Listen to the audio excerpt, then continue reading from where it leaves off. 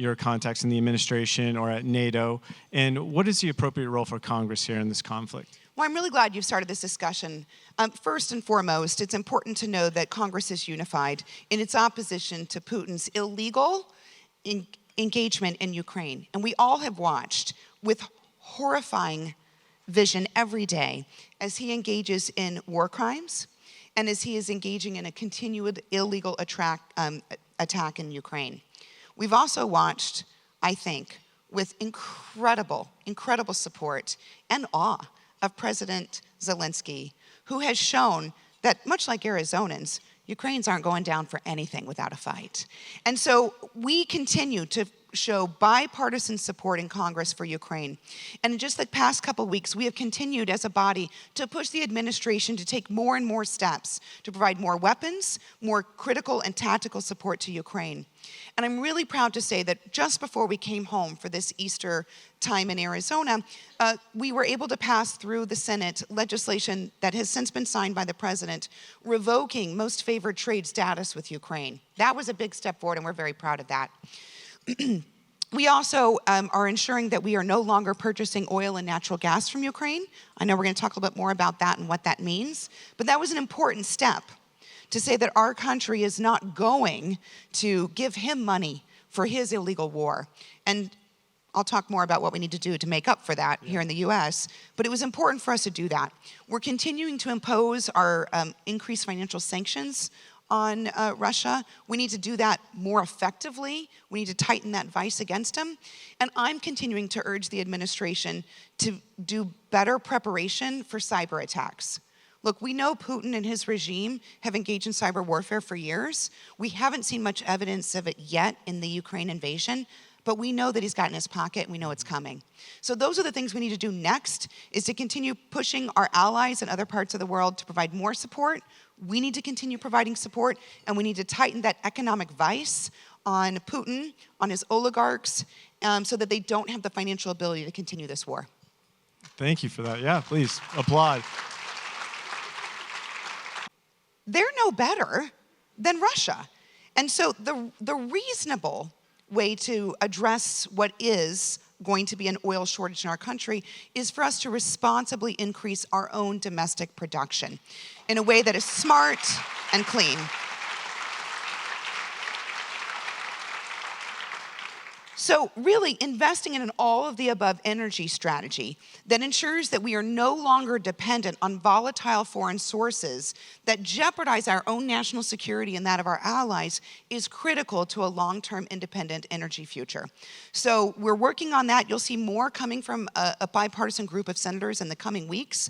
We are working on creating a stronger and more robust all-of-the-above energy strategy. But the first thing that we've done is set an example for our European neighbors by saying, look, the United States is a large consumer of oil and natural gas. And if we're making the choice to bite the bullet and say we're not going to accept those materials from Russia and we're not going to help fund his illegal war, we can help our European allies do the same. But it is incumbent on us to help fill that gap. We saw that President Biden has opened up the strategic oil reserves. Just this morning, you saw that he also reduced a restriction on E15 ethanol in oil. I don't want to get too nerdy, but basically, typically we're not allowed to use that gas during the summer because of pollution. Just this morning, the Biden administration said, no, we can right now because of the shortage we're facing. That was a smart move, but more needs to be done for us to become both short and long-term energy independent so that we don't find ourselves in this situation again. Excellent. Well, I don't know if you took a look at the crowd, but it's okay to get a little nerdy with this group. An issue that's top of the inflation, more now than ever before. And in fact, you're sitting in the hot spot for inflation in the whole country. That's right. And the pain Arizonans are feeling, it's the grocery store and it's the pump. That's right. So what should Congress be doing? So first of all, those are the top two things I hear every weekend when I come home, that people are concerned about the rising cost of the groceries, empty store shelves, and the rising cost of gas. And we know that Arizona has been hardest hit by inflation. Just this morning, new inflation numbers came out. Inflation hasn't been this high since I was in kindergarten. Yeah, and I'm not sure you were even alive. Right. I thought you were in kindergarten 15 years ago. Thank you.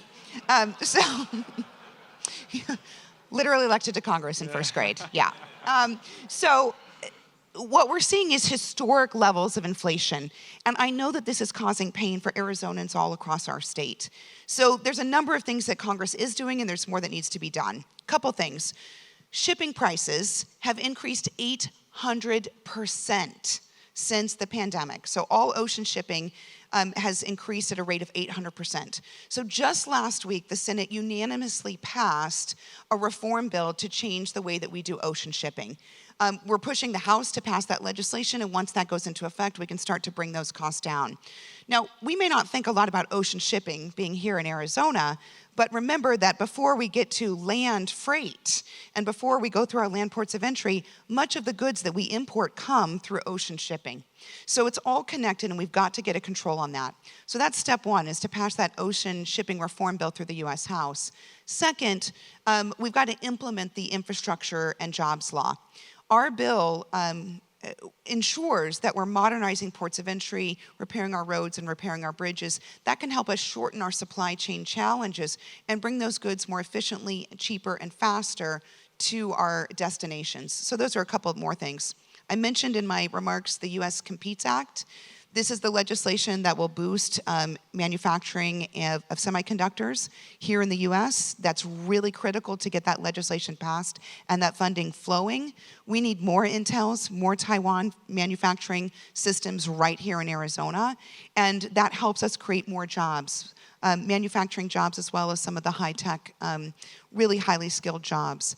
And then we also need to think about how to address the issues that we've been facing in Arizona for a long time as we transition from an industry that was based largely on construction and growth and transitioning to multi-forms of industry that allow us to diversify our own economy. And part of that involves making our own semi-chips and semiconductor manufacturing chips, and that involves responsible mining. Right now, we are dependent almost entirely on China for those critical minerals, those rare earth minerals, and that puts us in a very vulnerable position from a national security perspective as well as a long-term manufacturing perspective.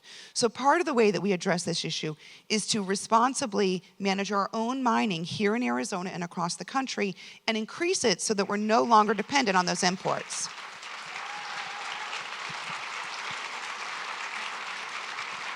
Excellent.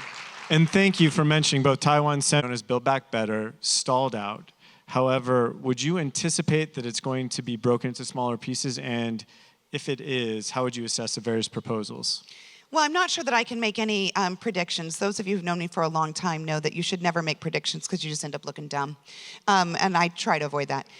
So I don't know what's going to happen. But what I can tell you is, as all of you saw throughout the course of last summer and fall, I negotiated in good faith directly with President Biden and with leadership in both the House and the Senate on what was, at the time, a proposal for Build Back Better. And I had a couple guiding principles that still guide the work that I am doing today.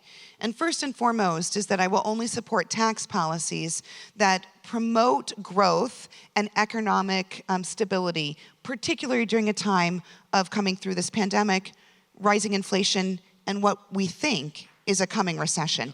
So I am unwilling to support any tax policies that would put a brake on that type of economic growth or stall business and personal growth for America's industries. So I retain that position. Everyone knows it. Some people aren't happy about it, but that's my position. And so if conversations do start again, which I'm not sure if they will or not, I'll be bringing that position back into the negotiations. As we were negotiating last fall, some of you also know that I spent quite a bit of time negotiating a package around prescription drugs. One, because I want to ensure that Arizonans can get drugs at the lowest prices possible, but I also believe very strongly that we must protect innovation and research and development, because America is home to the greatest innovative developments for pharmaceuticals that help each of us have the lives and the safety and the security that we enjoy today. So there's a chance that if the negotiations are restarted, that the prescription drug conversation will come back again. And I'm happy to say that we have a negotiated agreement that if the conversations start again, we'll be part of it. What I can't tell you is if the negotiations will start again or what they'll look like. But what I can promise you is that I'll be the same person in negotiations if they start again that I was in the negotiations last year. And that I will always put Arizona first and ensure that we are ensuring the economic stability and pro-growth policies that Arizonans depend on. Well, thank you for that. And you mentioned that the president just released his budget for fiscal year 2023, and it includes significant tax hikes on individuals and business, the largest of which would increase the corporate tax rate from 21% to 28%. And we know this is just the process of a month, it's just the start of a really long process. But what was your reaction to that proposal? Honestly, nobody reads the administration's budget. So that's not a reflection on our current president, to be clear.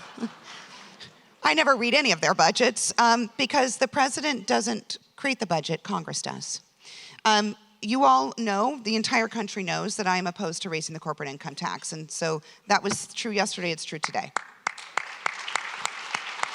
42 policy at the U.S.-Mexico border, which effectively blocked asylum seekers from entering the U.S. during the health crisis. Is ending Title 42 the right policy? Yeah, this is very problematic. So you've probably seen I've been talking about this a lot in recent weeks, and that really elevated in the last week or two. So for months, I've been reaching out to the Biden administration and to Department of Homeland Security Secretary Ali Mayorkas and encouraging them to delay the end of Title 42 unless they have a workable plan in place to address what will be a massive increase of migrant flow to the southern part of our border. And of course, what that means in real language is Arizona and Texas.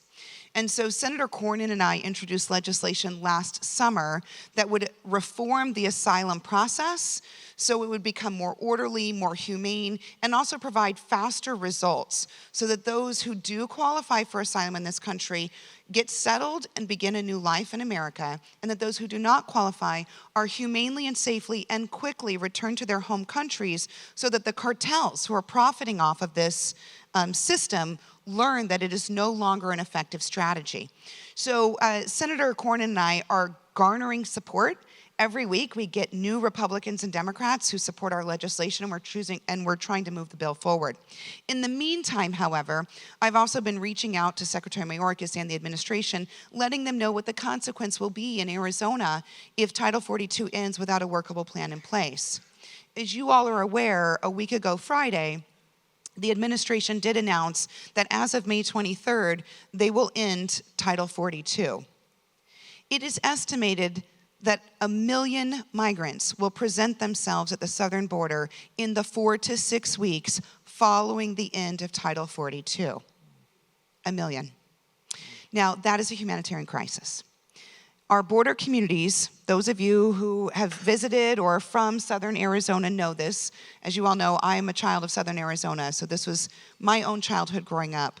Our border communities are not equipped to handle this influx of migrants. To put it in perspective, Yuma has 1 bus stop, no shelters. There is nowhere for folks to sleep if they are released from Border Patrol or ICE custody in Yuma.